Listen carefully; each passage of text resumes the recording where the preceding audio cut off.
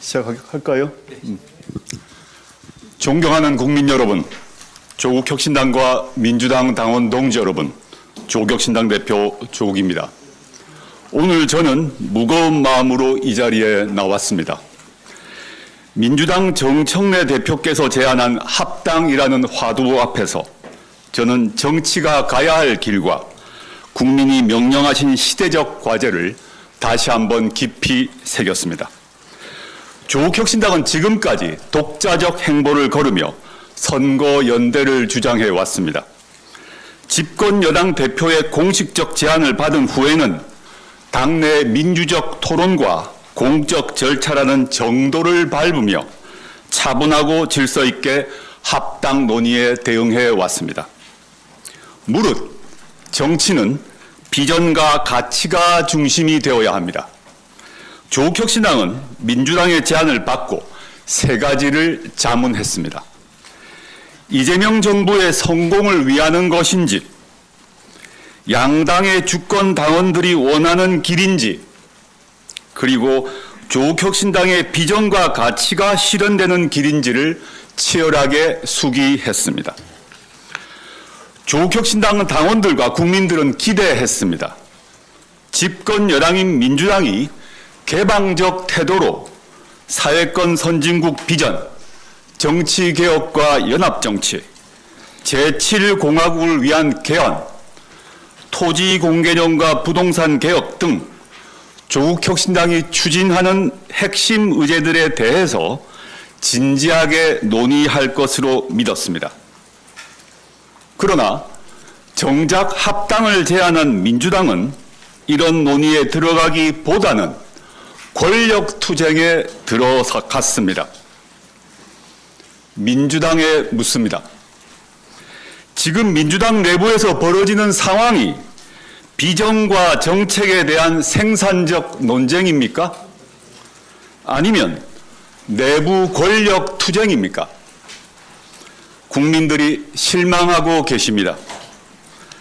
새 정부가 출범한 지 1년도 지나지 않은 시점에 총선 공천권을 가진 당권과 차기 대권을 염두에 두고 격렬한 권력 투쟁을 벌인 집권 여당이 있었습니까?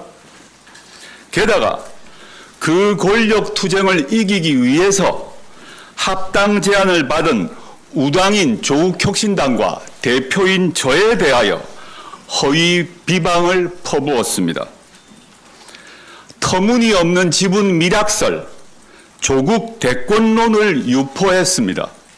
심지어 색깔론까지 동원했습니다. 국민의힘 출신 인사는 과거를 묻지 않고 환대하면서 국민의힘에 가장 앞장서서 싸워온 동지를 공격하는 행태를 어떻게 이해해야 하겠습니까? 지금 조국혁신당을 공격하는 사람 중에는 과거 문재인, 이해찬 등 민주 진보 진영의 지도자들을 비방하고 모욕한 이들도 있었습니다. 통합은 문재인, 이재명 두 분 대통령과 이해찬 전 총리 등 민주 진보 지도자들의 지론입니다. 그 뜻을 잘 알기에 인내하고 또 인내했습니다. 조국혁신당이 인내한 것은 이재명 정부의 성공과 민주 진보 진영의 더 큰 성공이라는 목표가 있었기 때문입니다. 지난 대선에서 이재명 후보의 당선을 위해 후보를 내지 않은 조국혁신당에 대한 모욕과 비방은 통합 논의의 심각한 장애물이라는 점을 분명히 합니다. 이에 다시 한번 확실히 밝힙니다. 국민들과 양당의 당원들 앞에서 다시 한번 단호히 말씀드립니다. 어떠한 미략도 없었습니다. 어떠한 지분 논의도 없었습니다. 존재하지도 않은 미략을 전제로 추궁하고 공격을 퍼붓는 정치적 이유, 가히 짐작이 갑니다. 거론되지도 않았던 지분 논의를 들먹이며 줄 지분이 없다고 비난하는 행태 모욕적입니다. 저는 정치에 투신한 후 언제나 민주진보 진영의 승리에 복무했습니다. 경고합니다. 저와 조국혁신당을 내부 권력 투쟁에 이용하지 마십시오. 우당에 대한 기본적 예의를 지켜주십시오. 대의 중심의 큰 정치가 답입니다. 합당은 지분 챙기기의 결과가 아니라 비전 확장의 결과이어야 합니다. 그러기 위해서는 대의를 중심에 놓는 혁신이 있어야 합니다.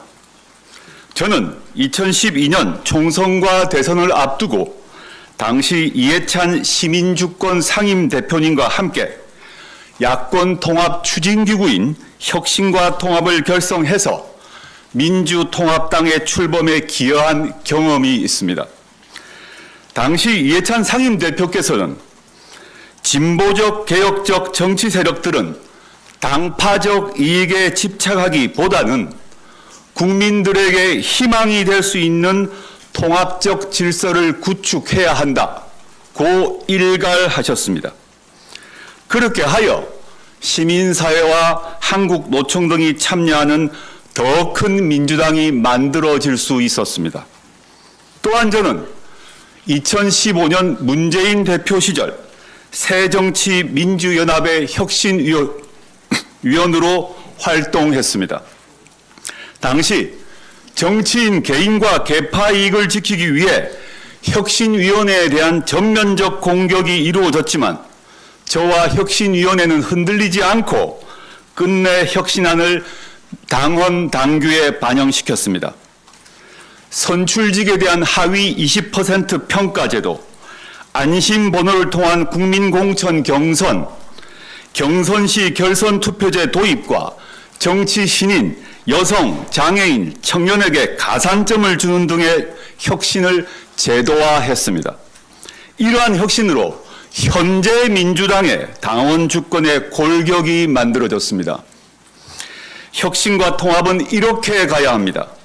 저는 선거연대의 길이든 합당의 길이든 아니면 독자의 길이든 어느 길이든 간에 대의 중심의 큰 정치라는 원칙을 지켜나갈 것입니다.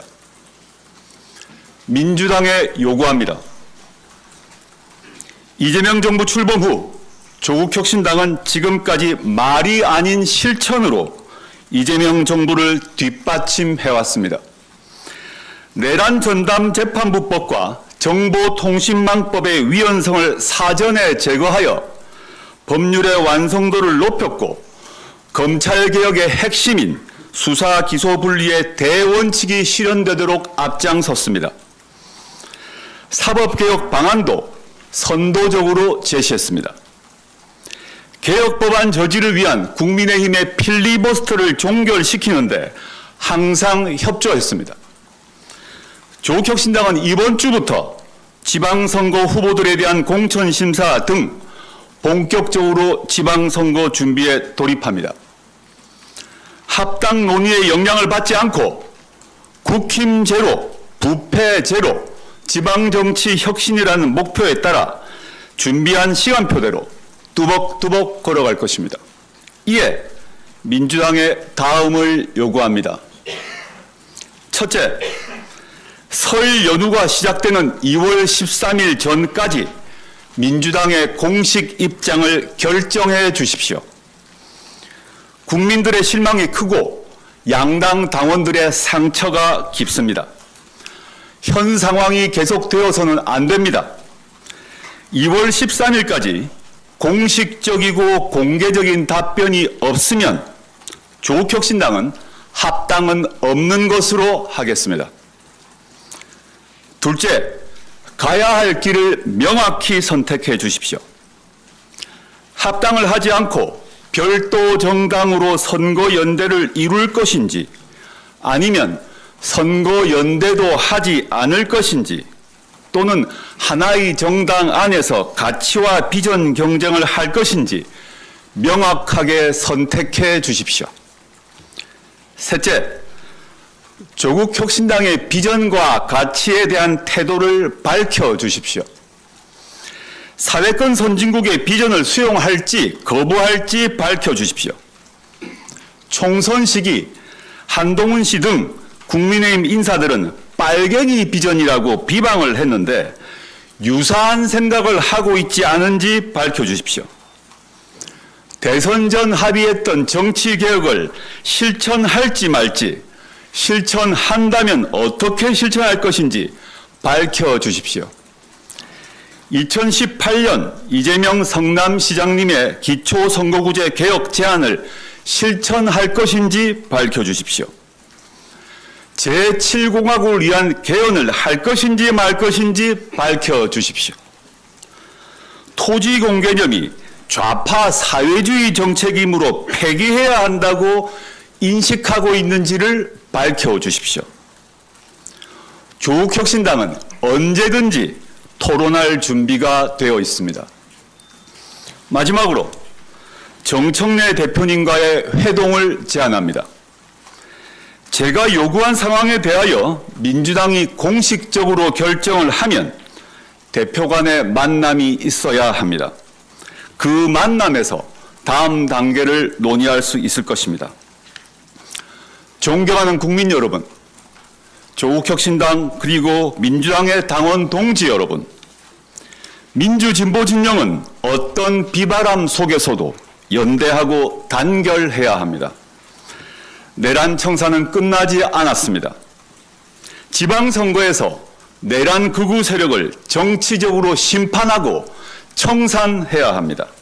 그리고 내란 이후의 세상을 본격적으로 열어야 합니다.